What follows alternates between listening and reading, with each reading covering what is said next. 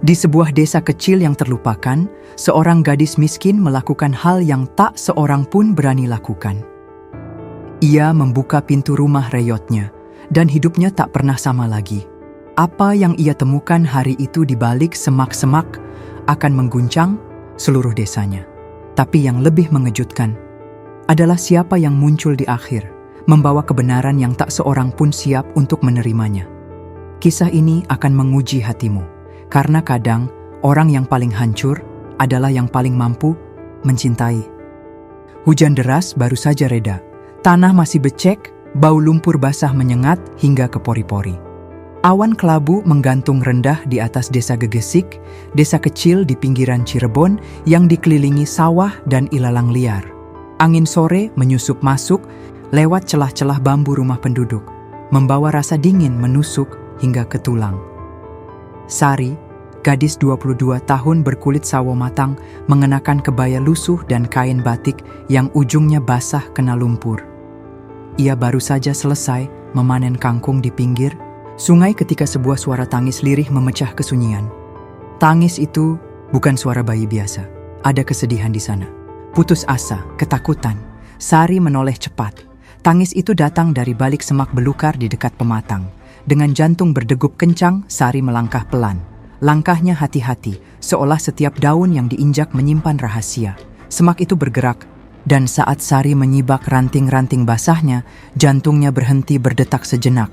3 anak kecil, 2 perempuan dan 1 laki-laki. Tubuh mereka kotor, penuh lumpur, rambut kusut, dan pipi lebam. Yang perempuan paling besar, kira-kira usia 7 tahun, memeluk 2 adiknya erat-erat, seperti hendak melindungi mereka dari dunia. Bocah lelaki duduk diam, dengan darah kering di ujung bibir, dan si bungsu hanya menatap kosong. Matanya tanpa cahaya, tanpa suara, tanpa air mata. Sari menjatuhkan keranjang kangkungnya. "Ya Allah, siapa yang tega begini?" bisiknya dengan suara tercekat. Ia langsung berlutut. Tangannya gemetar menyentuh dahi bocah itu. Dingin, basah, seperti batu di sungai.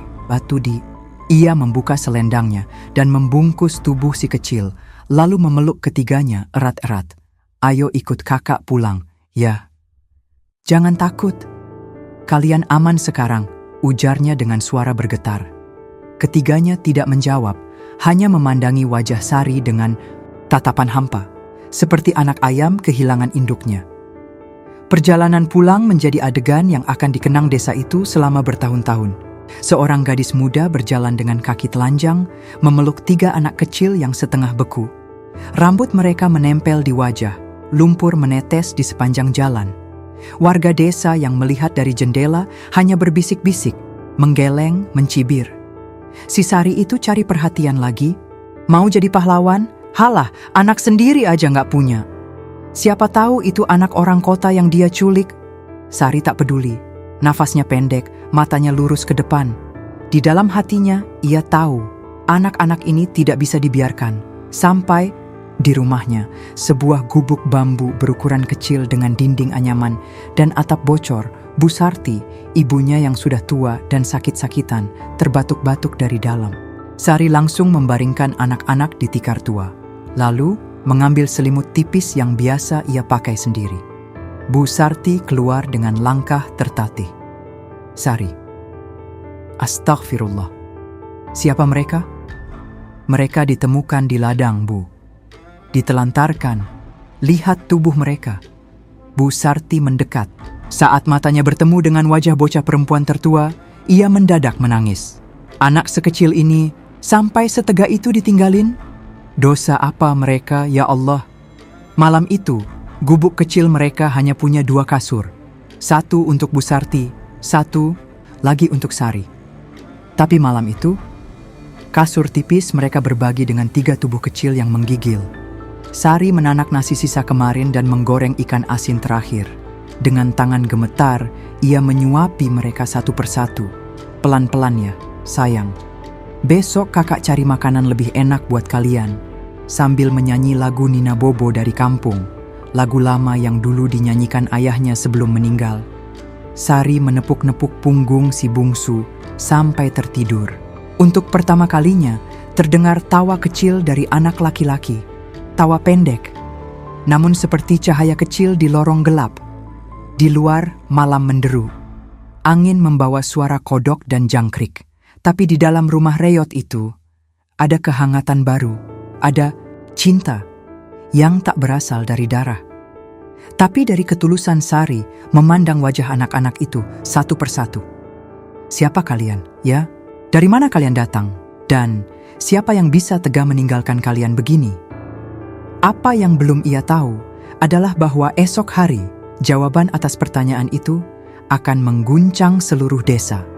Karena anak-anak ini bukan anak biasa. Mereka terikat pada aib milik seseorang yang selama ini semua orang percaya sudah mati. Sudah seminggu Sari merawat ketiga anak itu.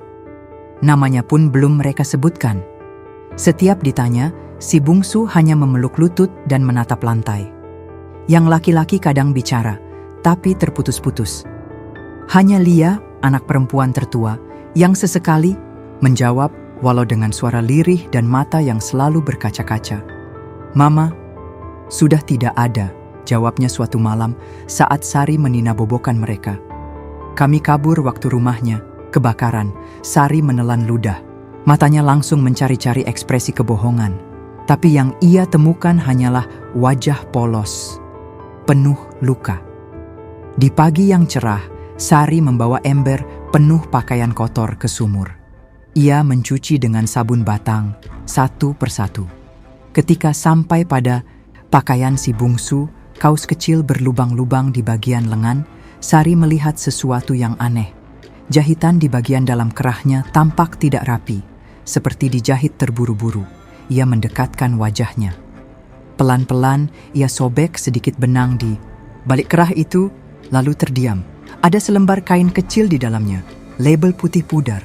Bertuliskan, Pabrik Tekstil Gunawan, Surabaya. Jantungnya seolah berhenti berdetak, Gunawan. Nama itu bukan nama asing. Dulu, di majalah yang dibaca Bu Sarti, ada nama itu. Seorang pengusaha kaya dari Surabaya yang memiliki beberapa pabrik tekstil besar, termasuk di Cirebon. Tapi kemudian, namanya menghilang. Katanya bangkrut.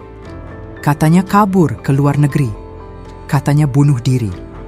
Sari menggenggam label kain itu erat-erat, seolah menggenggam sebuah rahasia besar. Kalau benar ini anak dari keluarga itu, kenapa bisa sampai terlantar begini? Pikirnya. Panik. Malam harinya, saat anak-anak tertidur, Sari duduk di dekat tungku dengan ibunya. Ia tak langsung cerita soal label itu, tapi dari nada bicaranya, Bu Sarti tahu ada yang mengganjal. "Bu, ibu masih ingat Pak Gunawan?" "Gunawan?" Bu Sarti terdiam. Matanya menatap api kecil di tungku yang mulai meredup. "Lelaki sombong. Itu yang suka pakai jas walau ke sawah?" "Iya." "Kenapa, Sar? Dulu dia pernah ke desa ini?" "Iya, dia punya lahan di sini buat bangun gudang," katanya. "Tapi orang-orang nggak suka. Dia angkuh, sombongnya kayak langit nggak ada awan. Tapi pintar dagang. Cuma tiba-tiba saja hilang, pabriknya tutup. Orang-orang bilang dia bangkrut dan pergi ke luar negeri." Sari menunduk, jari-jarinya memainkan label kain di saku bajunya. Hatinya campur aduk. Apakah mungkin anak-anak ini cucu dari orang itu? Keesokan harinya, desas-desus mulai beredar. Salah satu ibu RT melihat Sari membelikan sandal baru untuk anak-anak itu. Yang lain melihat Sari membeli susu bubuk di warung dengan uang pecahan besar. Ih, gaya banget si Sari. Miskin aja belagu, mau jadi ibu dari anak orang kaya, ya? Jangan-jangan dia nyulik. Fitnah mulai menyebar lebih cepat daripada hujan bulan Desember. Tapi Sari diam.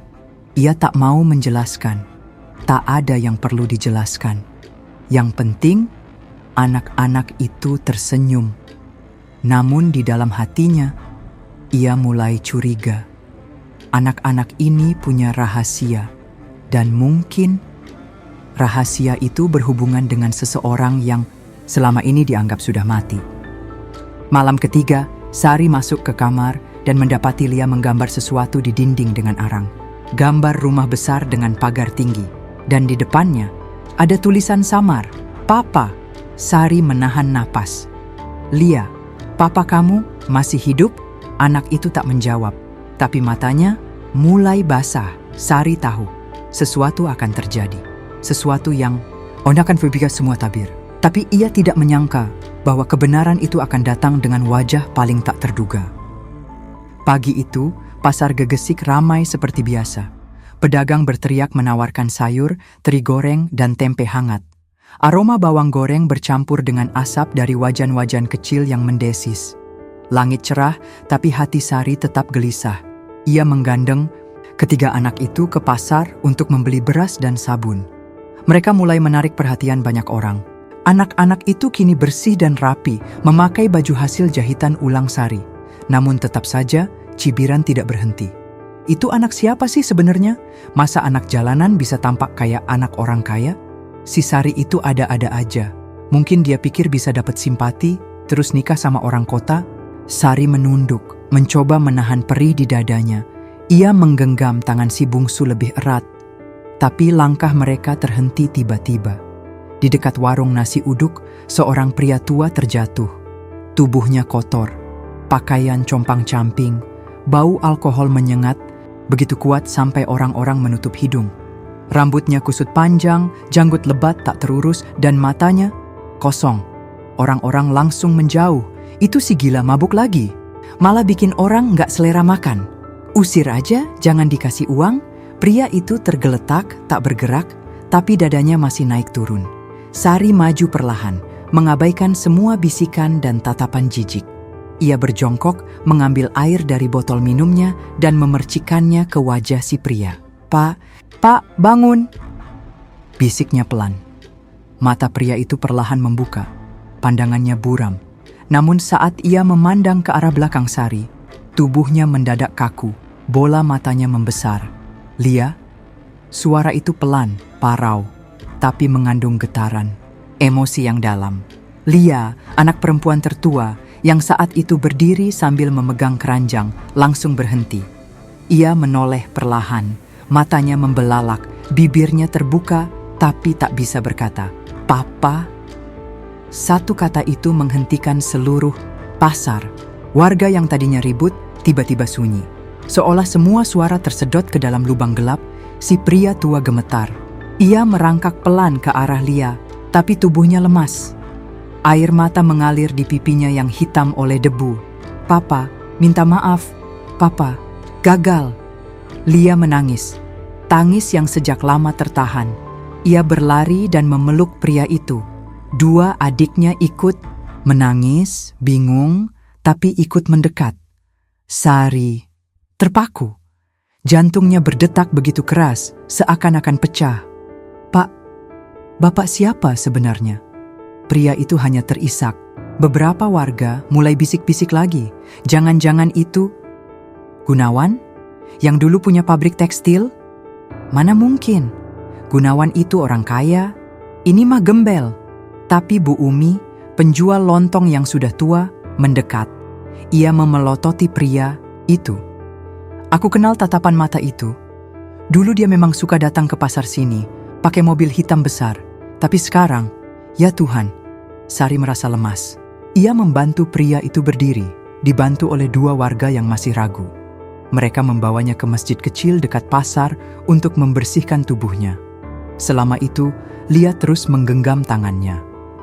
Di serambi masjid, di bawah cahaya matahari yang menyelinap, lewat celah pohon mangga, pria itu mulai bicara. Namanya Gunawan. Dulu ia adalah pemilik salah satu pabrik tekstil terbesar di Jawa Timur. Tapi karena keserakahan rekan bisnisnya, ia kehilangan segalanya. Uangnya habis, rumahnya dijual. Istrinya pergi membawa anak-anak, katanya untuk mencari bantuan ke keluarga jauh, tapi tak pernah kembali. Papa cari kalian bertahun-tahun, sampai Papa jadi begini. Karena Papa nggak sanggup hidup tanpa kalian. Papa gagal. Sari menangis, ia tak bisa menahan air matanya. Di balik semua bau alkohol dan penampilan menyedihkan itu, ada seorang ayah yang hancur. Namun di sudut hatinya muncul keraguan. Apakah pria ini layak dipercaya? Layak kembali memeluk anak-anak yang sudah ia tinggalkan, meski bukan atas kehendaknya? Malam itu, di rumah bambunya yang sempit, Sari duduk sendiri. Anak-anak sudah tertidur. Pria itu, Pak Gunawan, tidur di serambi, hanya beralaskan tikar. Bu Sarti menatap putrinya pelan.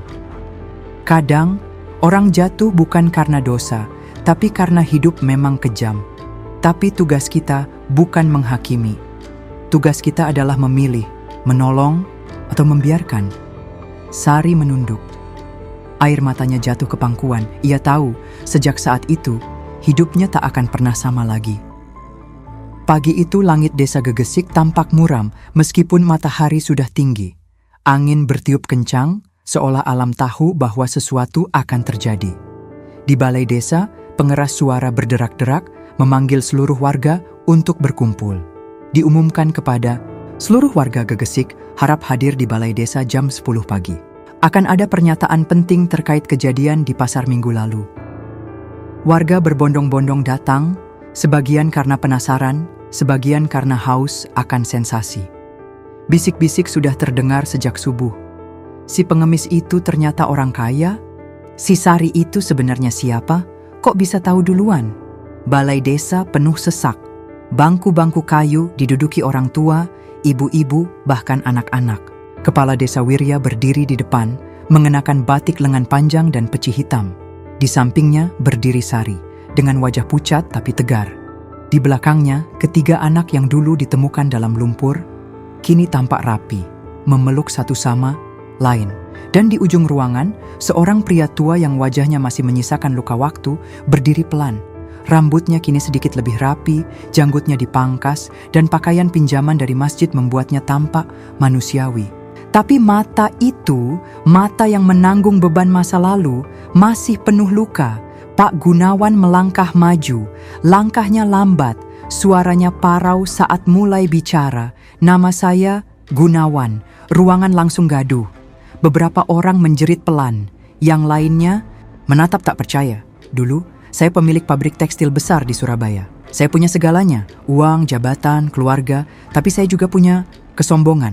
Ia berhenti sejenak, matanya basah. Saya menganggap diri saya Tuhan kecil. Saya tak pernah percaya bahwa semuanya bisa lenyap dalam sekejap. Tapi itu yang terjadi. Rekan bisnis saya menipu. Semua aset hilang. Rumah saya disita, dan istri saya pergi membawa anak-anak kami tanpa jejak. Tangisan kecil terdengar dari barisan belakang. Pak Gunawan menunduk. Bertahun-tahun saya mencarinya. Saya menjadi bukan siapa-siapa. Tidak ada yang mengenal saya. Tidak ada yang peduli. Saya jadi pengemis, jadi orang gila. Tapi saya tidak pernah berhenti memanggil nama anak-anak saya dalam doa setiap malam. Ia menoleh ke arah Lia yang kini memegang tangan adik-adiknya erat-erat. Dan minggu lalu, Tuhan mempertemukan kami lagi lewat seorang gadis yang bahkan tak punya apa-apa, tapi hatinya lebih kaya dari siapapun. Semua mata kini tertuju pada Sari. Beberapa mulai menangis. Yang dulu mencibir, kini menunduk malu. Kepala desa mengambil alih. Suaranya bergetar. Saya, atas nama pemerintahan desa Gegesik, memohon maaf kepada Sari dan keluarganya atas perlakuan tidak pantas dari warga kami. Kami lupa bahwa yang membuat seseorang mulia bukan uang, bukan gelar, tapi kasih. Pak Gunawan turun dari podium. Ia berlutut di depan Sari dan anak-anak. Aku tidak pantas disebut ayah. Aku gagal. Tapi hari ini, aku datang sebagai manusia yang bersalah, yang memohon ampun. Bolehkah aku memeluk mereka? Sekali lagi, tangisan pecah. Warga tak lagi bisa menahan haru. Beberapa ibu-ibu memeluk satu sama lain. Anak-anak menangis tanpa tahu alasan. Sari menatap anak-anak itu. Mereka menoleh padanya. Tak ada kata. Hanya anggukan kecil dari Lia yang berarti segalanya. Sari menatap Pak Gunawan. Pak, saya bukan ibu kandung mereka. Tapi saya belajar satu hal sejak saya menemukan mereka dalam lumpur, bahwa cinta tidak butuh darah. Cinta hanya butuh keberanian. Ia menggenggam tangan anak-anak dan berkata lantang, Rumah ini, hati ini, milik kalian. Aku bukan siapa-siapa. Tapi kalau kalian mau, aku bisa jadi ibu kalian. Dan Pak Gunawan, jika Bapak benar-benar ingin berubah, buktikan. Bukan pada saya, tapi pada mereka. Suasana balai desa berubah jadi lautan air mata. Warga yang dulu sinis, kini tepuk tangan. Suara tangis dan isak menyatu, jadi satu alunan haru yang tak akan pernah dilupakan desa itu. Kepala desa mendekat. Ia berkata lirih, "Hari ini, Gegesik belajar sesuatu yang tak ada di buku. Tentang kehormatan, tentang kasih, dan tentang seorang gadis miskin yang lebih mulia dari 1000 lelaki kaya." Musim hujan telah berlalu. Langit Gegesik tampak lebih biru dari biasanya. Udara pagi segar menyelusup masuk ke celah-celah rumah bambu, membawa aroma daun pisang dan tanah basah yang menyatu dengan suara ayam berkokok dari kejauhan. Tapi yang paling terasa berbeda adalah suasana hati di rumah kecil milik Sari. Rumah yang dulu sunyi, kini setiap pagi dipenuhi tawa anak-anak. Lia, Dito, dan Rara. Begitulah kini mereka dipanggil, bersiap memakai seragam sekolah bekas sumbangan dari kepala desa. Sari mengikat rambut Lia sambil tersenyum. Sementara Bu Sarti menyiapkan sarapan sederhana. Nasi putih, telur dadar, dan teh manis hangat. "Jangan lupa bawa bekalnya, ya," ujar Sari lembut sambil menyelipkan bungkusan nasi ke dalam tas mereka. "Terima kasih, Bunda," jawab Lia dengan mata bersinar. Ya, mereka kini memanggilnya Bunda, bukan karena darah, tapi karena cinta. Karena di saat semua menutup pintu, Sari justru membuka hatinya tanpa syarat. Pak Gunawan kini tinggal di gubuk kecil di samping rumah Sari. Ia membangun sendiri pondok dari kayu dan bambu sumbangan warga. Setiap pagi, ia berangkat kerja sebagai tukang kayu, membantu memperbaiki rumah-rumah warga yang bocor dan rusak. Tangannya yang dulu hanya mengenal pena kontrak kini penuh kapalan, tapi ada cahaya damai dalam matanya. Ia tak lagi mengenakan pakaian mahal, tak lagi menundukkan orang dengan kekuasaan. Kini, ia menyapa semua orang dengan senyum rendah hati dan warga mulai menghargainya kembali. Bukan sebagai mantan juragan, tapi sebagai manusia yang memilih untuk menebus hidupnya. Beberapa warga yang dulu mencibir Sari, kini justru mendatangi rumahnya untuk belajar darinya. Ibu-ibu datang meminta nasihat. Remaja-remaja perempuan membantu mengajar anak-anak kecil yang putus sekolah. Sari, dengan ketulusan dan kesabaran, perlahan-lahan mengubah wajah desa itu. Bahkan kepala desa mengambil keputusan besar. Ia menunjuk Sari sebagai koordinator sosial desa Gegesik. Sebuah posisi kehormatan yang tak pernah ada sebelumnya. Tugasnya, memastikan tidak ada lagi anak yang terlantar. Tidak ada lagi warga miskin yang dibiarkan sendirian. Sari tidak hanya menyelamatkan 3 anak, kata Pak Wirya dalam rapat desa. Ia menyelamatkan hati kita semua. Sari hanya menunduk, menahan air mata. Baginya, semua ini bukan soal jabatan, tapi tentang rasa syukur. Pada suatu sore yang hangat, setelah hujan rintik membasahi ilalang, Sari berdiri di tengah ladang, mengenakan kebaya sederhana warna hijau. Di belakangnya, Pak Gunawan sedang membantu Bu Sarti memetik cabai di kebun kecil. Anak-anak berlarian dengan kaki telanjang, tertawa lepas. Sari menatap langit jingga, senja menyebar seperti lukisan. Ia menarik napas panjang dan berbisik pelan, nyaris tak terdengar. Tuhan tak pernah salah menaruh orang, bahkan luka terdalam, bisa jadi jalan menuju keajaiban. Suara azan maghrib berkumandang, lampu-lampu minyak mulai dinyalakan. Dan dari kejauhan, desa Gegesik tampak berbeda. Lebih hidup, lebih hangat, bukan karena uang, tapi karena satu hal sederhana, cinta. Kisah ini mungkin hanya cerita, tapi kasih seperti Sari, nyata adanya. Jika hati Anda tersentuh, berikan like, tuliskan komentar, dan jangan lupa subscribe. Karena di dunia yang sering tak adil, cinta tulus masih bisa menyelamatkan banyak jiwa. Sampai jumpa di kisah berikutnya.